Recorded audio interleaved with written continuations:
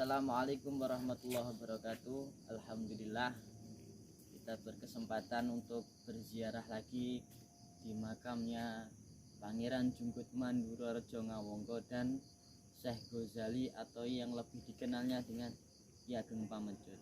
Di sini terdapat dua makam, yaitu Gedong Emas dan Gedong Inten. Mari simak ziarah pada malam hari ini, semoga membawa keberkahan untuk kita semua.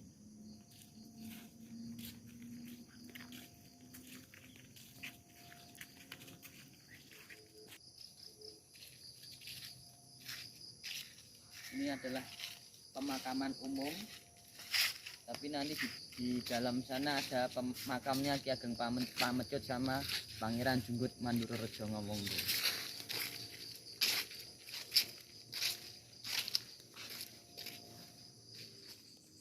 Di belakang saya ini adalah makam dari Ki Ageng Pamecut.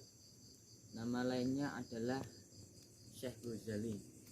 Beliau termasuk salah satu daripada keturunannya Kanjeng Sunan Eyang Kalijogo.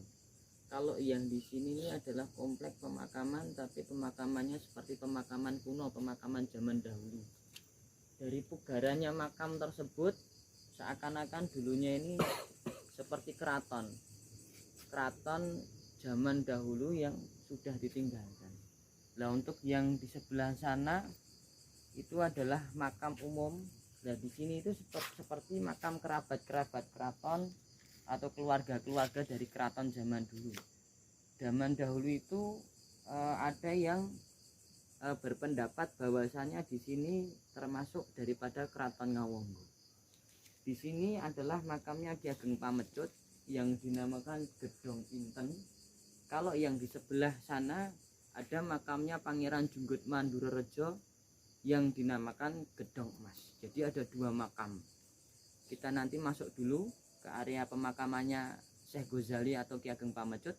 Habis kita berziarah ke dalam, nanti kita lanjut ziarah yang kedua di makamnya Pangeran Junggut Mandura Rejo Ngawonggo. Kita nanti kupas sejarah sedikit demi sedikit. Kalau mungkin ada salahnya daripada saya mengungkapkan sejarah, mohon dimaklumi.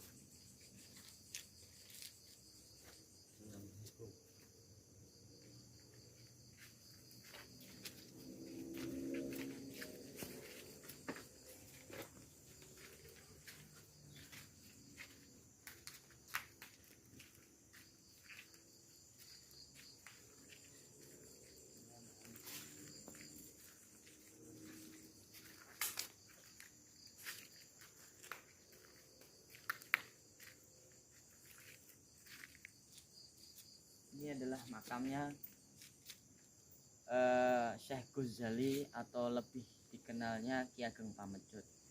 Salah satu duriahnya Kanjeng Eyang Sunan Kalijogo. Sunan Kalijogo itu mempunyai anak yang bernama Sunan Adi. Terus ada lagi yaitu Sunan Ki Ageng Pambanjan. Nah, beliau ini adalah salah satu daripada keturunannya, kalau nggak salah Sunan Adi atau Ki Ageng Pambanjan. Makamnya alhamdulillah terawat. Zaman dulu pada saat saya datang ke sini, sowan ke sini, makamnya agak sedikit kurang terawat alhamdulillah, tapi sekarang banyak warga masyarakat di sini yang sudah memugar makam tersebut, dibersihkan makamnya sehingga banyak peziarah yang datang ke sini, yang sowan ke sini untuk berziarah ngalap tabarukan ke Ki Ageng Pamecut lebih nyaman lagi. Sudah ada penerangan lampunya juga, makamnya sudah dicat ulang alhamdulillah. Untuk yang berziarah ke sini insya Allah semakin kusuk, dan insya Allah makam ini kedepannya saya mendengar kabar berita bahwasanya makam ini akan diekspos atau nanti untuk umum bagi para peziarah-peziarah dari luar kota, khususnya entah itu dari luar kota Klaten atau dari manapun, silahkan untuk berziarah ke makamnya.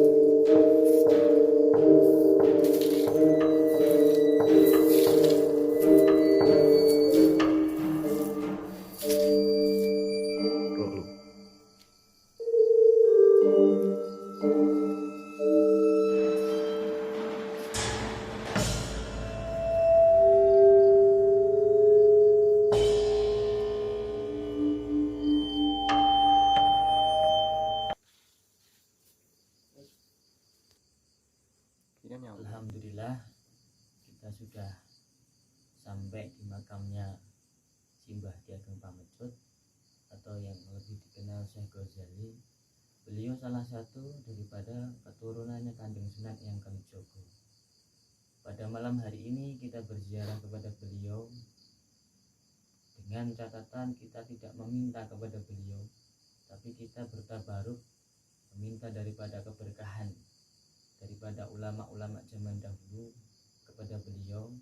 Semoga saja ilmunya beliau luber kepada kita semuanya yang berziarah pada malam hari ini.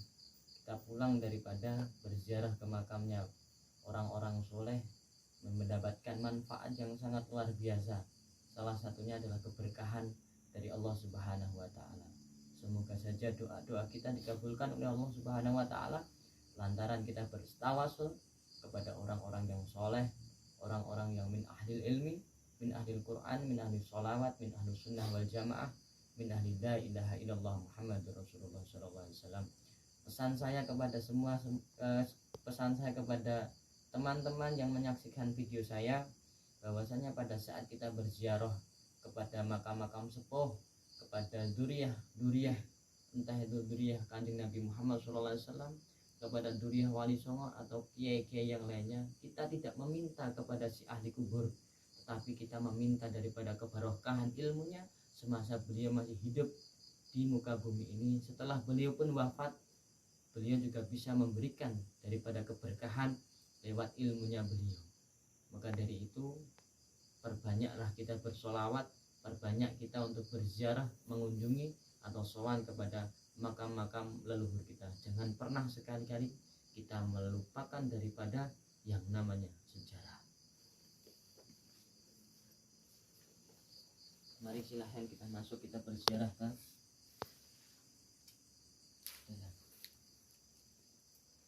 Sallallahu ala Muhammad Sallallahu alaihi wasallam Sallallahu ala Muhammad Sallallahu alaihi wasallam.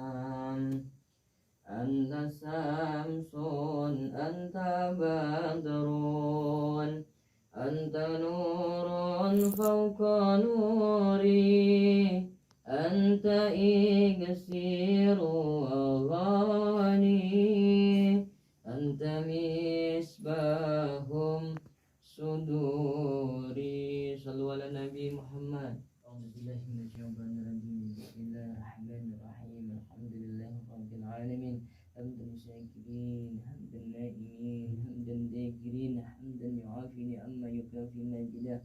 Ya Rabbana lakal hamdu wa lakal mulku wa lakal syukru kama yanbaghi li jalali wajhika wa adimi sultanika. Allahumma ighfir lil muslimina wal muslimat wal mu'minina wal mu'minat al ahya'i minhum wal amwat. Sallallahu ya abaina wa ummahatina likafatil muslimina wal muslimat wal mu'minina wal mu'minat al ahya'i minhum wal amwat. Allahumma ighfir li wa li walidayya warhamhuma kama rabbayana shaghira. Allahumma ighfir li wa li walidayya warhamhuma kama rabbayana shaghira.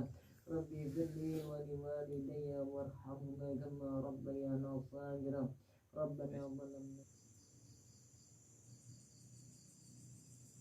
Oke, saudara-saudara, selamat malam. Malam ini kita telah selesai berziarah ke makam Ki Ageng Pamecut, tepatnya di Desa Ngawonggo. Malam ini kita akan sedikit membahas tentang sejarah-sejarah beliau dan juga silsilah dari Ki Ageng Pamecut. Malam ini kita bersama dengan Mas Bibi. Mungkin seperti ini Mas, mungkin bisa dijelaskan mengenai tentang silsilah-silsilah dari Ki Ageng Pamecut itu sendiri. Sebelumnya, assalamualaikum warahmatullahi wabarakatuh. Waalaikumsalam warahmatullahi wabarakatuh. Alhamdulillah, saya sendiri bersama rekan-rekan sudah berkesempatan untuk sowan ke makam Ki Ageng Pamecut, juga Pangeran Jungkut Mandur Rejo Ngawonggo, sebelum makam ini terekspos di media. Jadi saya itu dulu itu mendapat mandat dari guru saya untuk sowan. Yang pertama kita disuruh untuk sowan kepada Pangeran Junggut Mandurorejo. Jadi guru saya itu cuma bilang, kamu nyekar di sini Pangeran Ngawonggo sama Ki Ageng Pamecut, cuma Ngawonggo tok, tidak ada alamat lengkapnya, detailnya mana posisinya di mana, itu tidak. Cuma dikasih sama guru saya itu kan dari Banten, namanya Tubagus Muhammad Zainal Abidin bin Muhammad Amin bin Muhammad Tahir Al-Bantani. Itu cuma kowe ziarah neng Pangeran Ngawonggo, beliau masih terah, tidak didetailkan alamatnya mana, posisinya makamnya di mana, letaknya di mana, saya tidak dikasih tahu. Saya kesini itu hampir 3 kali pencarian itu tidak pernah ketemu. Saya masuk ke dalam makam-makam umum. Jadi makam-makam umum itu batu nisannya itu saya senteri semua, namanya Pangeran Ngawonggo itu mana itu tidak ada. Tapi alhamdulillah suatu ketika saya niat dari rumah berangkat sekitar pukul jam 10 malam atau 11 malam kalau nggak salah. Alhamdulillah saya dipertemukan sama seseorang yang ternyata beliau rumahnya dekat sama komplek makam tersebut. Saya lalu diantar ke sini. Katanya beliau itu ada 2 makam mas, yang mau ziarahin jenengan yang makam mana. Saya tidak tahu posisinya, yang jelas saya mau sowan kepada Pangeran Ngawonggo. Karena belum dikasih tahu sama guru jenengan tadi itu. Karena belum dikasih tahu sama guru saya. Akhirnya ya udah, dua-duanya kita ziarah. Ki Ageng Pamecut itu bisa dikatakan di Gedong Inten, dan Pangeran Junggut Mandurorejo itu ada di sebelah sana yang namanya Gedong Mas.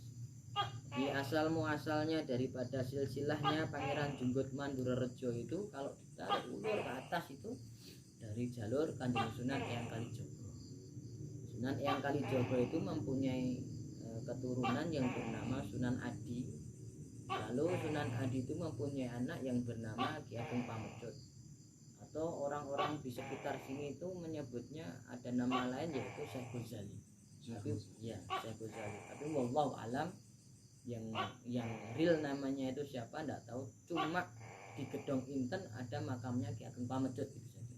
Jadi kalau untuk penyebutannya ini Gedong Inten. Ya, untuk di sini penyebutannya pemugaran makam di sini itu adalah Gedong Inten. Ya, seperti itu dulur. Jadi di sini bisa dikatakan atau julukannya itu namanya Gedong Inten, dan mungkin untuk namanya tadi Yai Ghazali, Syekh Ghazali. Mungkin kalau dulur-dulur ada yang lebih mengetahui tentang sejarah silsilah dari beliau, bisa juga menghubungi kami ataupun bisa juga membuat vlog-vlog seperti kami yang lebih lengkapnya seperti itu. Terus silsilah selanjutnya Sunan Eyang Kalijogo itu mempunyai keturunan yang bernama Sunan Adi. Sunan Adi itu mempunyai keturunan yang bernama Pangeran Junggut Mandurorejo, dan saudara seibunya adalah Pangeran Ki Ageng Pambanjar yang berada di Keraton Pajang.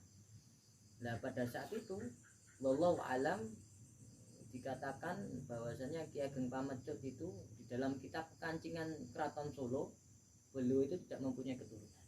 Tidak mempunyai keturunan.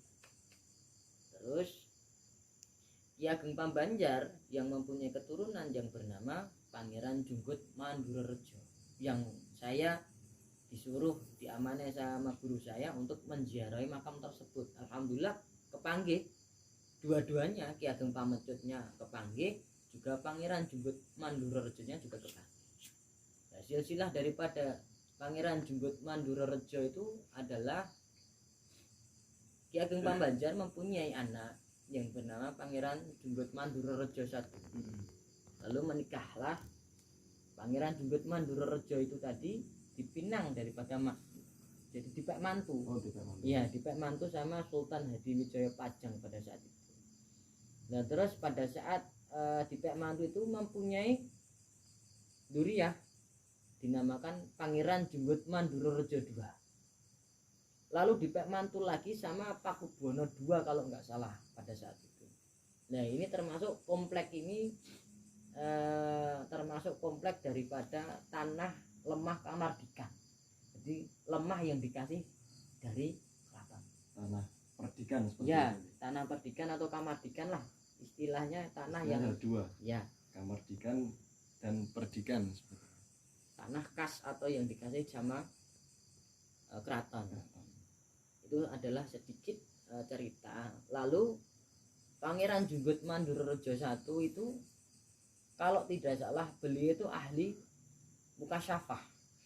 Ahli mukasyafah niku mungkin bisa dijelaskan secara detailnya, Mas. Seperti Ahli apa? mukasyafah itu beliau itu secara zahir dan secara batin yang kemungkinan kalau orang awam biasa itu tidak bisa melihat, tidak bisa merasakan dan lain sebagainya, mungkin hal-hal yang gaib, mungkin hal-hal yang di luar akal nalar kita. Contoh melihat sesuatu yang belum tentu terjadi ke tahun ke depan atau tahun yang akan datang atau tahun sebelumnya itu beliau sudah tahu. Jadi beliau itu salah satunya Pangeran Junggut Mandurerejo itu ahli taktik perang juga sebenarnya. Termasuk panglima. Iya, termasuk panglima juga, taktik ahli perang. Ada salah satu cerita bahwasannya Pangeran Sambernyawa, Nggih. Pangeran Sambernyawa itu malah justru sering sowan ke beliau. Sering luru ilmu seperti Iya, itu. sering luru ilmu sama beliau karena beliau itu dibalik ahli spiritual, beliau juga ahli kasyaf. Kasyaf itu coro-corone itu tahu yang akan datang itu seperti apa itu tahu. Sebelum pertempuran pada zaman dulu dengan melawan Belanda, Pangeran Sambernyawa itu sowan dulu ke Pangeran Junggut Mandurerejo. Tanya, bagaimana cara mengalahkan Belanda dan lain sebagainya.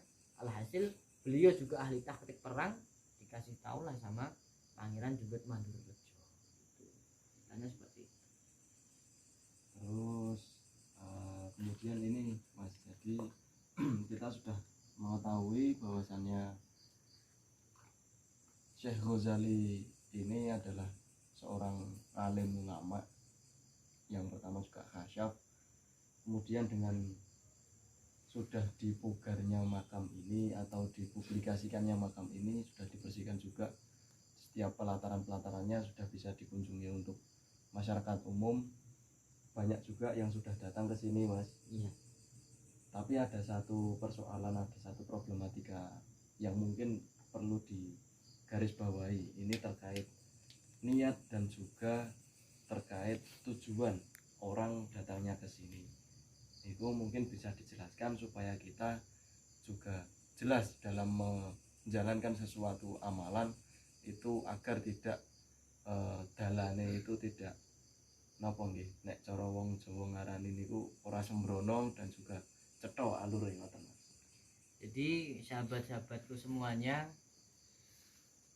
Pangeran Junggut Mandurerejo itu dikenal sebagai ahli makrifat. Nek wong Jawa ngarani iki ya dugdeng. Dugdeng. Ampuh njaba jero. Dalam buku silsilah dan ajaran makrifat juga mencatat terdapat Pangeran Ngawangga yang diberi tugas khusus dari Sultan Agung Mataram, Sultan Agung Hanyokrokusumo. Ya, untuk menyusun dan merumuskan ajaran-ajaran Wali Songo, karena beliau juga masih terahnya Kanjeng Sunan Eyang Kalijogo. Wallahu alam, setiap peziarah yang mau menziarahi beliau itu mitnun sewu, ada mungkin peziarah yang niatnya lurus karena ingin mencari ridhonya Allah Subhanahu wa taala, ingin meminta tabaruk barokahnya para-para yang sudah meninggal. Orang alim ulama itu kalau meninggal itu sebenarnya kan tidak meninggal. Cuma jasadnya saja, tapi rohnya tidak akan pernah meninggal. Dan saya menggarisbawahi bahwasanya setiap peziarah dimanapun tempatnya, jangan sekali-kali kita itu melenceng daripada niat kita untuk berziarah. Niat kita untuk berziarah itu apa toh? Yang satu, yang jelas seperti yang disabdakan Nabi Muhammad SAW itu, kalau kita berziarah itu yang jelas satu, kita ingat mati, ingat kematian dulu. Yang kedua, kata Nabi Muhammad SAW, kalau hati kita sumpek, kalau kita galau dan lain sebagainya, tanyalah pada ahli kubur. ahli kubur. Iya, ahli kubur yang gimana dulu? Wabil khusus yang digarisbawahi adalah yang pertama kita ziarah dulu kepada orang tua kita. Yang kedua terus kita berziarah kepada alim ulama yang dekat kepada Allah Subhanahu wa taala. Kalau kita mau berziarah ke makam-makam beliau itu, yang jelas niat kita kan tidak meminta kepada si ahli kubur.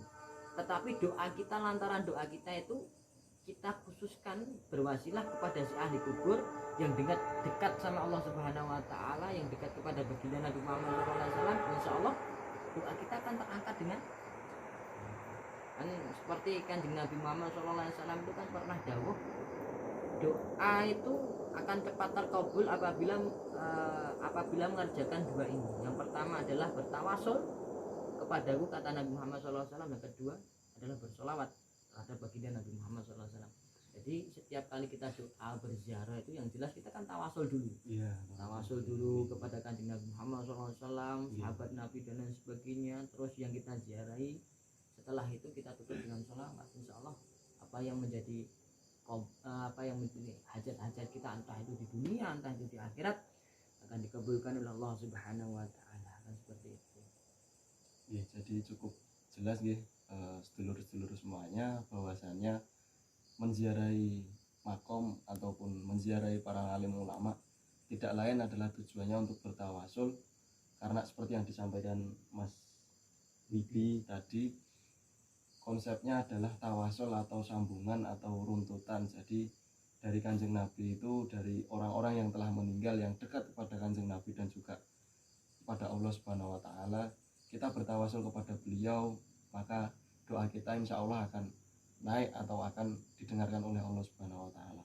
Meskipun kita tahu bahwasanya Allah itu Maha mendengar, Maha Samin, Maha segala-galanya, tapi yang namanya tawasul itu tetap kita harus memiliki sandaran seperti itu, Mas. Mungkin malam hari ini kita cukupi sampai di sini. Bagi saudara-saudara atau dulur-dulur semuanya yang mau berziarah kemanapun makamnya, kemanapun tempatnya, jangan lupa untuk selalu meneguhkan niatnya, jangan sampai ke jalan yang tidak dibenarkan oleh syariat Islam dan juga jalan-jalan yang diajarkan Nabi Muhammad dan juga Allah Subhanahu wa taala yang telah ditulis di berbagai macam hadis dan juga kitab. Seperti itu. Satu lagi. Jadi doa itu ibarat kita itu menulis proposal. Iya, membuat atau menulis proposal. Contoh proposal kita itu mau ditujukan kepada siapa ini? Contoh kepada bupati atau kepada gubernur. Proposal kita itu mau kita tujukan kepada gubernur. Contoh gubernur kita di Jawa Tengah adalah Pak Ganjar. Ya. Kita buat proposal nih. Untuk apa proposal ini? Ya toh? Contoh untuk membangun masjid atau apa. Kita buat proposal seumpama proposal itu tadi kita sudah buat, tapi tidak ada stempel lurahnya, tidak ada stempel panitianya, tidak ada stempel camatnya, tidak ada stempel bupatinya, kok ujuk-ujuk langsung kita kasih kepada gubernur kita. Lalu gubernur itu tadi akan ngomong piye? Iki proposal apa? Lurah, carik, camat, bupati aja tidak tahu, tidak ada tapa asmanya atau capnya stempel, kok ujuk-ujuk langsung diberikan kepada Pak Gubernur. Ibarat doa juga seperti itu. Kita doanya apa? Kok langsung mintanya kepada Allah Subhanahu wa taala? Ya benar, doa kita langsung kita minta sama Allah Subhanahu wa taala itu benar. Tapi kalau bisa lebih baik lagi, doa itu tadi kita landasi dengan kita bertawasul. Contohnya kita tawasul dulu kepada kanjeng Muhammad SAW, kepada sahabat Nabi, kepada Raja Sultan Aulia Syekh Abdul Qadir Jilani dan lain sebagainya. Stempel. Oh, ternyata doa ini ada yang membawa toh. Oh, doa ini ternyata dari sini, dari sanad gurunya sampai tembus kanjeng Nabi Muhammad SAW.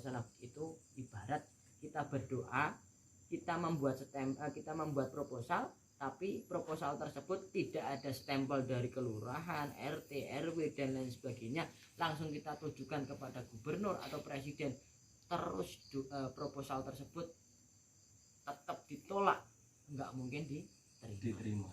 seperti itu, doa juga seperti itu. Kalau kita langsung doa kepada Allah Subhanahu wa taala itu, kalau dikatakan sombong, yo termasuk hal yang agak sombong. Karena apa? Kita langsung minta kepada Allah. Padahal Allah itu mempunyai utusan-utusan banyak sekali, seperti para nabi, rasul dan lain sebagainya, penerus nabi, ulama, warasatul anbiya dan lain sebagainya. Kita tawasul dulu kepada beliau-beliau.